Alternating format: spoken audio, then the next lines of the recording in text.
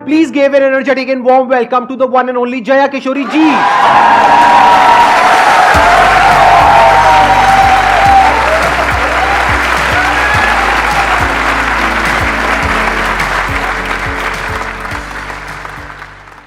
इनकी स्माइल में इतनी पॉजिटिविटी है, आई थिंक इनको कुछ बोलने की जरूरत ही नहीं है।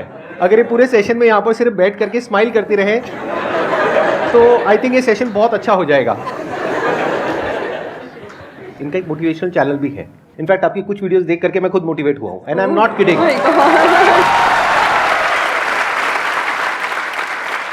तो मैं पर्सनली आप सबको रिकमेंड करूंगा कि एक बार आप जा करके देखिए इनकी जो मोटिवेशनल वीडियोस हैं, और आप सबको बहुत कुछ सीखने को मिलेगा और बहुत अच्छा लगेगा। Thank you so much. और आपसे इंस्पायर होकर शायद हमने ये चैनल खोला है।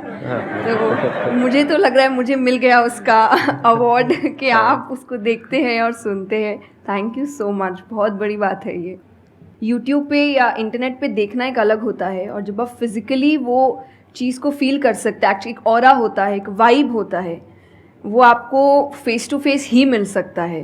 तो आप सब बहुत लकी है, आज मैं भी लकी हूँ कि मुझे वो ऑरा, वो वाइब महसूस करने को मिल रहा है जो हम यूट्यूब पे ऑल टाइम देखते रहते हैं। और आज तो आप डबल लकी हैं क्योंकि मेरे साथ साथ आपको इनको भी सुनने का मौका मिल रहा है।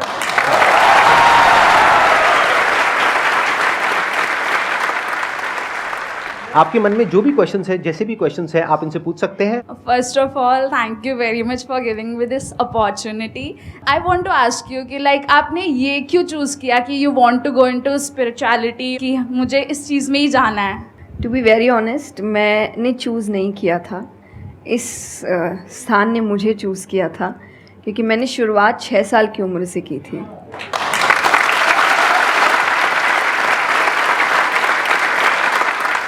उसमें आपको पता ही नहीं होता है कि करियर क्या होता है, काम क्या होता है। तो मैंने कुछ भी सोचा नहीं था, मेरे सामने चीज़ें आती गई, मुझे अच्छी लगती गई और मैं करती गई। और इसीलिए मैं हमेशा कहती हूँ अपने अंदर के बच्चे को ज़िंदा रखिए, क्योंकि वो कभी भी ये नहीं देखता इससे मेरा फ़ायदा होगा, या उसको अच्छी लगती है चीज़ और वो करता है। तो मैंने वो बचपने में मुझे वो चीज़ अच्छी लगी और मैंने उसको किया, और फिर अपने आप ही सामने चीज़ें आती गई, चाहे फिर वो भजन आए, फिर कथा आई, मोटिवेशनल सेशंस आए, जो जो सामने आता गया और जो जो मुझे लगा कि मेरे बस की बात है, मैं कर सकती हूँ, वो मैंने किया। और फिर मुझे पता ही नहीं चला कि कब सिचुएशन कहाँ हो गई। जब मुझे समझने का मौका मिला कि चलो कुछ बनते हैं, मैं ऑलरेडी बन चुकी थी।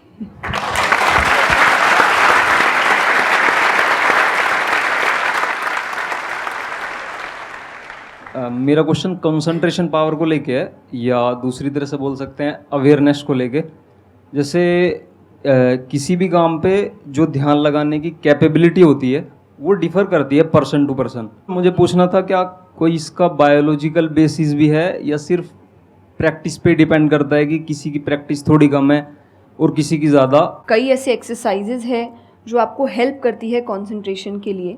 तो जो मैं एक्सरसाइज फॉलो करती हूँ वो लिसनिंग प्रैक्टिस है, कि मैं सोने से पहले या सुबह उठ के कुछ देर 5 मिनट्स 10 मिनट्स मैं बिल्कुल शांत माहौल में और मैं साउंड सुनने की कोशिश करती हूँ।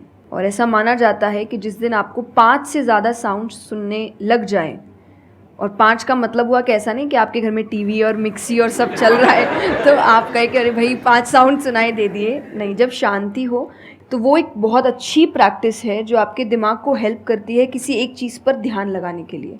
तो आप ऐसे कंसंट्रेशन पावर के एक्सरसाइजेज होती कर सकते हैं, और जो मैं करती हूँ मैंने आपको बताया, मैं रोज़ करती हूँ। अभी तक मैं 3 से आगे बढ़ी नहीं हूँ, लेकिन आई होप जल्दी 5 आवाज़ों से ज़्यादा सुनाई देने लग जाए।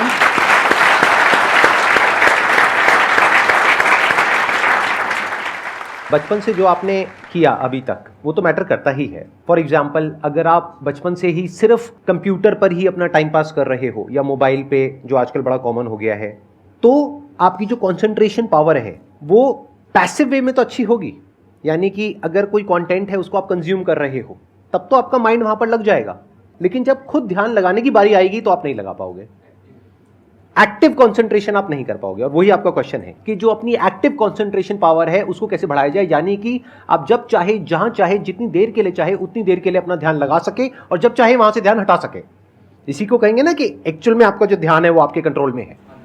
नहीं तो इतना कुछ है इस दुनिया में, वो तो सब खींचने के लिए तैयार बैठे हैं आपके ध्यान को, आपकी अटेंशन को। अगर फाइनेंशियली बात करी जाए तो आज की डेट में सबसे ज्यादा जो वैल्यू है वो आपकी अटेंशन की है।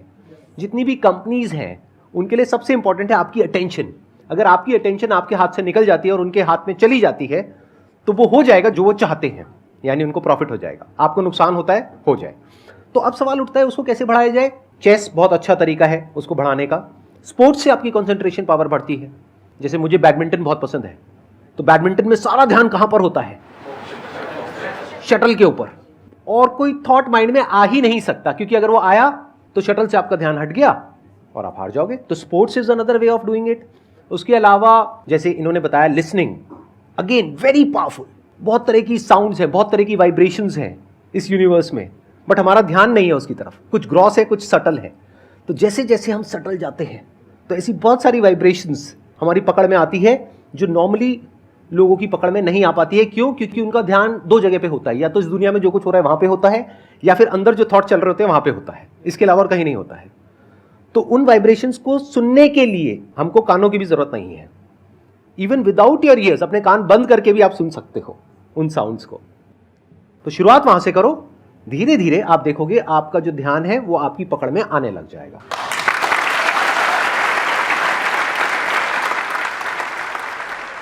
मेरा क्वेश्चन आपसे मतलब दोनों से ही है, वो ये कि हम लोग मतलब आज की सोशल मीडिया वाला ज़माना है तो हम लोग बहुत डिस्ट्रैक्टेड रहते हैं, और जब भी स्पिरिचुअलिटी की बात होती है फैमिली में, फ्रेंड्स में, तो सभी ये कहते हैं कि स्पिरिचुअल अभी होने की ज़रूरत नहीं है, करियर पे ध्यान दो, अभी कौन सा टाइम है, बाद में देख लेना। और हम लोगों के घरों में भी हम देखते हैं। तो मैम ये चीज़ कैसे, मतलब उनको कैसे समझाई जाए कि ये चीज़ कितनी इम्पॉर्टेंट है और उसकी इम्पोर्टेंस क्या है? मेरे हिसाब से, और आई थिंक मेरे क्या पूरी दुनिया के हिसाब से, जो भी स्पिरिचुअलिटी को ठीक से समझता है ये यंग एज प्रोसेस ही है। जैसे अगर आप रिलीजियस वे में भी सुने तो भगवान को हम कुछ भी चढ़ाते हैं वो फ्रेश होता है। प्रसाद है, फूल है, कुछ भी एक दिन दो दिन पहले नहीं होता। तो हम खुद इतने पुराने होके क्यों फिर अपने आप को चढ़ाते हैं? जब आप रिजिड हो चुके हैं, जब आपको आगे कुछ काम खास करना नहीं है, आप रिटायर हो चुके हैं, तब आप उस स्पिरिचुअलिटी का करेंगे क्या? आपकी लाइफ में कोई चैलेंजेस होंगे ही नहीं जब सामना करने के लिए। तो स्पिरिचुअलिटी मतलब सिर्फ पूजा पाठ नहीं होता। मंत्र, जैसा मैंने लिसनिंग एक्सरसाइज बताई, वैसे ही मंत्र चैंटिंग भी एक बहुत बड़ी एक्सरसाइज है कि आप मंत्रों का उच्चारण करते हैं मेडिटेशन में, क्योंकि जो पावर, जो वाइब्रेशंस वो साउंड रखते हैं वो आई थिंक दुनिया में और कहीं नहीं है।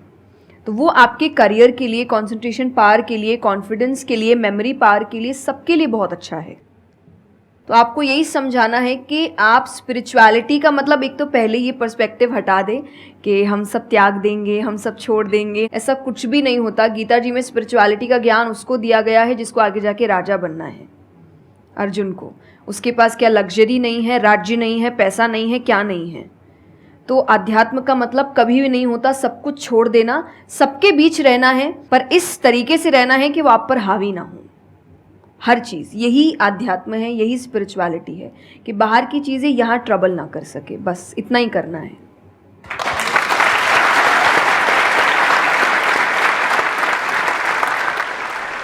अर्जुन कह रहा है कि क्या मैं सब कुछ छोड़ छाड़ के चला जाऊं? और भगवान कृष्ण उसको क्या बोल रहे हैं कि अभी जो तुम्हें करना है उस पर ध्यान दो। सब कुछ छोड़ना सॉल्यूशन नहीं है। खुद को पहचानो कि तुम क्या हो।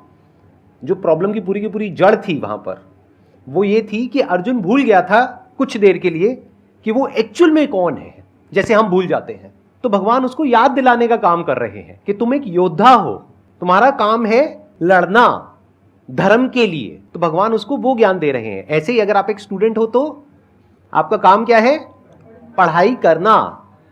अब आपको देखना है कि उसमें ये जो बातें हैं, इनकी बातें, मेरी बातें, या कहीं भी हमारे जो स्क्रिप्चर्स में बातें हैं, वो किस तरह से आपको काम आ सकती है वो करने में, जो अभी आपकी लाइफ की इस स्टेज में, इस पॉइंट पर आपके लिए करना सबसे इंपॉर्टेंट है।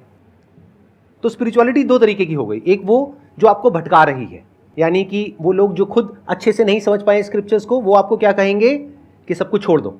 और दूसरे वो जो एक्चुअल में समझ गए हैं कि क्या बात करी जा रही है, तो वो आपको क्या कहेंगे कि जो भी कर रहे हो उसको करो, अच्छे से करो, पूरे ध्यान से करो, पूरी ईमानदारी से करो, उसमें कोई कमी मत छोड़ो, क्योंकि यही आपको हेल्प करेगी लाइफ में आगे कुछ भी करने के लिए।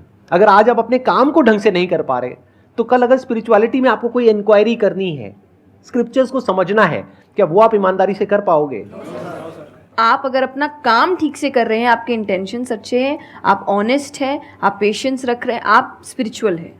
तो इसीलिए आपको बस अपना काम जो उन्होंने सही कहा एकदम ठीक से ईमानदारी से करना है, क्योंकि अगर यहाँ ईमानदार नहीं, क्योंकि जो आपका काम है तो फिर कहीं और तो ईमानदारी की फिर बात ही क्या कर सकते हैं हम। मैम मेरा आप दोनों से ही है मेरा क्वेश्चन कि रियल फ्रेंडशिप का एसेंस आज खोते जा रहा है।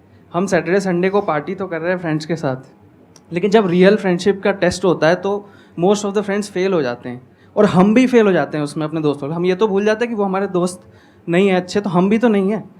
तो ये चीज़ हम रियल फ्रेंडशिप को आज कैसे वापस उसके एसेंस को रीजनरेट करें और खुद भी दूसरों के अच्छे दोस्त बने। दोस्ती बहुत बहुत ज़रूरी होती है, और इस पे भी मेरा एक छोटा सा वीडियो है कि आप फ्रेंड्स को आइडेंटिफाई कैसे करें, या वही जो क्वालिटीज़ है वो खुद में भी कैसे लाएं। तो सबसे पहली क्वालिटी यही है कि हम जो सिर्फ सैटरडे संडे जिन दोस्तों से पार्टी करने के लिए मिल रहे हैं वो आपके दोस्त नहीं होते हैं। वो आप बस एंटरटेनमेंट के लिए, आपको मस्ती करना है, मज़ा करना है तो आप मिल रहे हो, लेकिन एक्चुअल जो आपके दोस्त होते हैं ना, वो आपको भी सिखाते हैं, आप उनको भी सिखाते हैं, वो आपके साथ ग्रो करते हैं। और जैसा आपने कहा एसेंस, जैसे मैं मेरे पेरेंट्स के जो दोस्त हैं सालों से इक्के दुक्के हैं, लेकिन अभी तक हैं, और अभी भी हम कई बार ऐसा लगता है कि आप ऐसे कैसे बात कर रहे हो उनसे, तो वो कहते हैं हमारे दोस्तों को अपने दोस्तों जैसा मत समझना कि हम एक दो बोल देंगे या एक दो चीज़ें हो जाएंगी और हमारी दोस्ती टूट जाएगी। हमारी दोस्ती इस चीज़ पर नहीं बनी है। वो अगर महीनों भी एक दूसरे से नहीं मिल रहे हैं या एक साल तक भी उन्होंने बात नहीं की है, वो एक साल बाद भी फ़ोन करते तो वो वैसे ही होते जैसे वो एक साल पहले थे, जहाँ उनकी बात छूटी थी बिल्कुल वैसे। तो सबसे पहली चीज़ कि यही कि ज़रूरी नहीं है आपको अपने दोस्तों से हर एक इंटरवल में मिलना है तभी आपकी दोस्ती कायम रह सकती है, क्योंकि अब लोग आगे बढ़ रहे हैं, बिज़ी हो रहे हैं, काम कर रहे हैं, दूसरे शहरों में पढ़ने जा रहे हैं। अगर आपकी दोस्ती सिर्फ मिलने मिलाने से और मस्ती करने से, तो वो दोस्ती नहीं है। तो ये सबसे पहली चीज़ है कि जो आपको आपके सिचुएशन को समझे, वाइस वर्सा आप उसके सिचुएशन को समझिए कि दोस्ती है पर ज़िंदगी भी है, काम भी है, मेहनत भी है, परिवार भी है। सबसे बड़ी तपस्या, सबसे बड़ा तप मैं कहती हूँ गृहस्थ जीवन ही है। Thank you for the compliment. उसमें आपको इतना कुछ करना पड़ता है, वो एक सिचुएशन को समझना ज़रूरी है। दूसरा, आजकल जो एक ट्रेंड बन चुका है कि फ्रेंड्स सपोर्टिव होने चाहिए, तो सपोर्टिव का मतलब ये नहीं कि तुम गलत भी करो, तो जो कर्ण और दुर्योधन की दोस्ती थी कि नहीं भाई पाप भी कर, मार, गलत कर, मैं तो साथ खड़ा हूँ, ये दोस्त ये नहीं बहुत बड़ा होते पॉइंट हैं। बोला है इन्होंने, अभी इसके बारे में मैं बात करूँगा। ये दोस्त नहीं होते हैं। दोस्त आपको आपके पास खड़े रहेंगे सपोर्ट में, लेकिन ये हर वक्त बताएंगे कि तुम गलत हो, तुम गलत कर रहे हो, इसकी सज़ा मिलेगी। तो ये सच्चे दोस्त होते हैं। तो आप या तो कहते हैं ना कि कृष्ण जैसे दोस्त बनो, खुद ही बनो। बात यहीं आती है, कृष्ण जैसे ढूंढने से पहले कृष्ण जैसे दोस्त बनो, कि जो हर वक्त बताने। कृष्ण कभी अलग नहीं हुए अर्जुन से। जब वो कहने लगा कि मैं नहीं लड़ सकता, ये नहीं, उन्होंने उस वक्त बहुत डांटा कि क्षत्रिय है, ये तरीका है बात करने का, ऐसे बोलते हैं, तो इतना बड़ा महाबाहु है, बड़े बड़े नाम बताए, याद दिलाया कि तुम कितने अच्छे हो। तो सबसे बड़ा दोस्त का आई थिंक क्वालिटी यही है, जो सपोर्टिव है लेकिन गलत चीज़ों में नहीं है, वो हर वक्त सही के लिए आपके पास खड़े हैं। और तीसरा जो मैं सबसे अच्छा कहती हूँ कि आपकी और उनकी मेंटालिटी मैच होनी चाहिए। आपको ये समझना है कि अगर मेंटालिटी एक नहीं होगी तो भले ही आप अपने पेरेंट्स को कितना ही कह ले कि हम कुछ नहीं करेंगे, अरे हम तो सिर्फ घूम रहे हैं, अरे हम वैसा कुछ नहीं करेंगे, करोगे, एक ना एक दिन ज़रूर करोगे, क्योंकि ये ह्यूमन नेचर है। आप जिसके साथ ज़्यादा समय बिताते हो, धीरे धीरे उसकी क्वालिटीज़ कुछ आपके अंदर आती है। तो ज़रूरी है कि वो बिहेवियर, वो पैटर्न, वो मेंटालिटी, वो माइंडसेट मैच होनी चाहिए दोनों की, तभी आप एक साथ ग्रो कर सकते हैं। वरना वही सैटरडे संडे मिलना और ज़िंदगी ख़राब करना, यही हो पाएगा बस।